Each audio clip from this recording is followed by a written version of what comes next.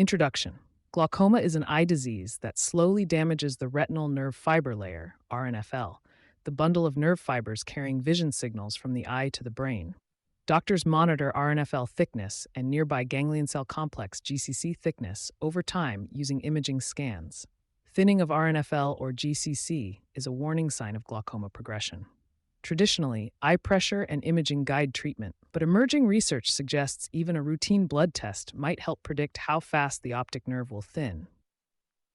A new marker called the Systemic Immune Inflammation Index, based on your complete blood count, CBC, shows promise as an integrative inflammation indicator for eye health. What is the Systemic Immune Inflammation Index, SII? The Systemic Immune Inflammation Index is a number calculated from a standard blood test. It uses three common measures: platelet count, neutrophil count, and lymphocyte count. The formula is SII equals platelet count × neutrophil count / lymphocyte count. In other words, multiply your blood platelet number by your neutrophil number, then divide by your lymphocyte number.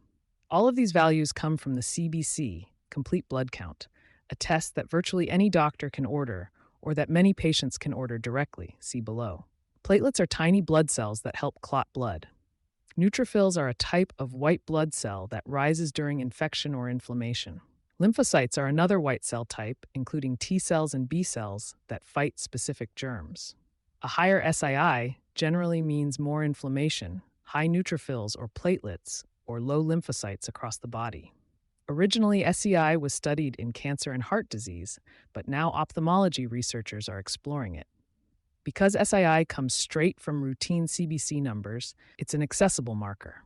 Any adult can get a CBC at most labs, often called CBC with differential, and see their platelets, neutrophils, and lymphocytes reported, typically with reference ranges. Then anyone can plug those numbers into the SII formula. Keep in mind the lab's unit, often thousands of cells per microliter, and use the absolute counts, not percentages, for neutrophils and lymphocytes. For example, if platelets of 250, 10^3 microliters, neutrophils equals 4.5 times 10^3 ml, lymphocytes 1.8 transite, then SII equals 250, 4.5, 625. There is no single normal SII yet, but researchers have found that glaucoma patients often have much higher I values than healthy people. SI and eye diseases research is increasingly linking high SII to eye problems. In glaucoma, one study of 240 open-angle glaucoma patients versus 300 controls found significantly higher SII in the glaucoma group. In fact, patients with more severe glaucoma had even higher SII. The authors concluded that elevated SII might serve as a readily available inflammatory predictor in glaucoma. Large population surveys also back this up. For example, an analysis of US NHANES survey data showed that as SII levels rise, the prevalence of glaucoma increases in a linear fashion. Interestingly, high SII appears linked to other age-related eye diseases too. The same NHANES analyses found SII rose with both glaucoma and cataract risk. A recent study reported that SII may predict cataract development. The authors suggested it could be a useful biomarker for cataract risk. This makes sense. Both glaucoma and cataract tend to involve chronic, low-level inflammation as we age. In simpler terms, systemic inflammation measured by SII is associated with worse outcomes in multiple eye conditions. For patients, this means if your blood tests show persistently high SII, it might reflect an inflammatory state that could affect your eyes. However, SII is just one piece of the puzzle. Eye doctors still rely on eye exams and OCT scans. SII could complement those by flagging who might need closer monitoring. Predicting nerve fiber loss with SII glaucoma management often involves estimating how fast the RNFL is thinning each year. Could SII help predict that speed? This is an area of active research.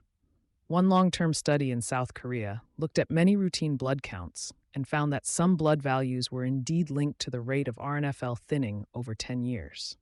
Although that study didn't calculate SII specifically, it shows that systemic blood markers can predict optic nerve changes. Building on this idea, researchers proposed time-updated models using SII. In practical terms, instead of a single SII number at diagnosis, one could track a patient's SII over time, for example, during yearly checkups. Each year's SI result would feed into a statistical model predicting RNFL or GCC thickness loss over the next year. This is similar to how doctors update risk predictions for other chronic diseases. For example, keeping track of yearly blood pressure to better forecast stroke risk. In glaucoma research, a time-updated SII model would use the latest II, along with eye data, to refine the predicted annual thinning rate. Important factors. To make such models reliable, studies must account for things that transiently affect SII. For example, if a patient has a cold or bacterial infection, neutrophils jump up and lymphocytes drop, spiking SII. This spike reflects the illness, not the glaucoma, so researchers would exclude SII tests taken during acute illness. They must also account for seasonality. Blood cell counts vary by season. Large studies have shown neutrophil counts tend to be higher in winter and lower in summer, while lymphocytes peak in spring and dip in fall. This natural fluctuation will affect SII. Finally, different labs and equipment can give slightly different count values, so a patient's SII should ideally be tracked by the same lab or with an understanding of the lab's normal ranges. In short, one would want steady-state SII measurements, no acute flu, done at similar times of year, using the same lab method to plug into these predictive models. Cataract surgery as a competing risk. One special issue in eye studies is cataract surgery. Many glaucoma patients eventually develop cataracts. Post-cataract surgery, it becomes harder to follow RNFL in the same way the eye's internal environment changed. In research, needing cataract surgery is treated as a competing risk, an event that removes the eye from typical observation. In other words, if a patient has lens surgery, that event essentially interrupts the natural glaucoma track. In statistical models, a competing risk analysis will account for cataract surgery as an alternate outcome. This way, the effect of SII on RNFL loss isn't biased by the eye being operated on. Note the connection. Since higher SII also predicts cataract risk, a glaucoma patient with high SII might be more likely to need cataract surgery sooner. This reinforces why cataract events must be included in the analysis. In practice, if you're tracking your eye health and blood tests, it's worth noting when cataract surgery happens. Doctors might then adjust risk estimates accordingly. Normal tension glaucoma, NTG and SII. Normal tension glaucoma is a form of glaucoma where eye pressure is not elevated, yet nerve damage still occurs. It has led experts to look for non-pressure-related risk factors, including systemic inflammation. Could SII predict progression in NTG? The jury is still out. NTG is sometimes linked to immune or vascular issues, but studies are mixed. For example, one hypothesis paper suggested using simple blood ratios, like neutrophil to lymphocyte ratio, to screen for NTG risk. However, a recent case control study found no significant difference in autoimmune diseases between NTG patients and similar people without glaucoma. That study suggests autoimmune history alone may not distinguish NTG. What about blood markers? Some older studies noted that NTG patients tended to have higher CRP or other inflammation markers than people without glaucoma, implying an inflammatory component. But no large study has yet measured SII specifically in NTG patients. Given that SII was higher in general glaucoma and POAG, it's plausible high SII could flag risk in NTG too. However, until more research is done, we can't say for sure. For now, SII is only a potential piece of the NTG puzzle. Doctors might consider it along with other risk factors like blood pressure swings and family history, but there's no established guideline for SII in NTG yet. Practical testing and interpretation. Ordering the test. To use SI, you just need a complete blood count, CBC with differential, from a lab. In many places, you can get this ordered at a clinic or even by direct access lab services, online lab companies, without seeing a doctor. Providers like QuestDirect or Walk-in Lab, where available, allow patients to purchase a CBC, have blood drawn at a local lab, and receive results directly. The CBC report will list neutrophils, ABS count, lymphocytes, ABS count, and platelets.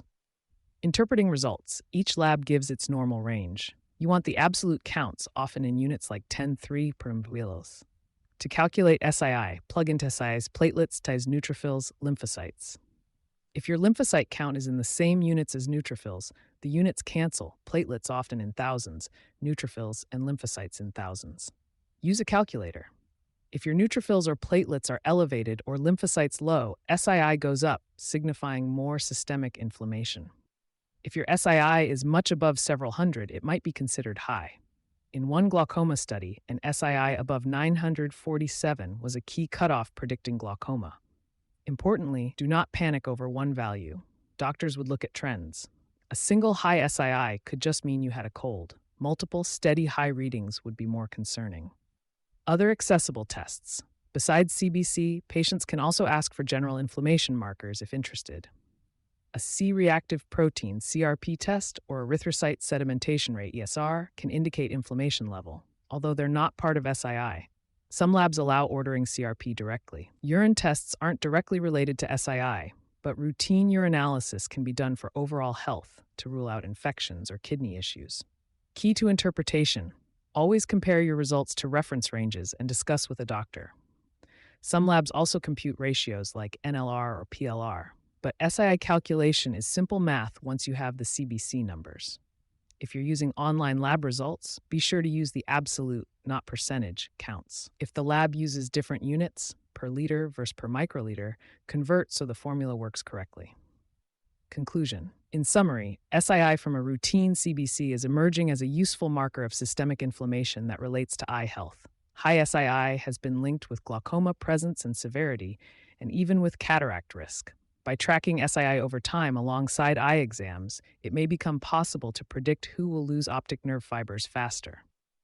Researchers also take care to exclude tests during illness, adjust for seasonal blood count swings, and treat cataract surgery as a separate risk when modeling eye disease. Whether SII can help specifically with normal tension glaucoma progression remains under study. For patients interested in this approach, the first step is easy. Get a complete blood count CBC at a lab. Keep good records of your neutrophil, lymphocyte, and platelet counts. Share these with your doctor. A rising SII score, especially one consistently above the typical range, would be a sign to scrutinize your eye health more closely, as it hints at higher inflammation that could affect glaucoma. As always, SII is just one tool. Eye doctors will continue to rely on eye pressure, visual field tests, and OCT imaging to monitor glaucoma. But understanding SII gives an extra window into your body's inflammatory state. It's a promising idea that a simple blood test could help predict vision loss risk. Ongoing studies will clarify how best to use SII, but it's something patients and doctors can start paying attention to today. All links to sources are available in the text version of this article. You can find the full article at visualfieldtest.com. Thanks for listening. To check your visual field, click the link at the bottom of this article or visit visualfieldtest.com.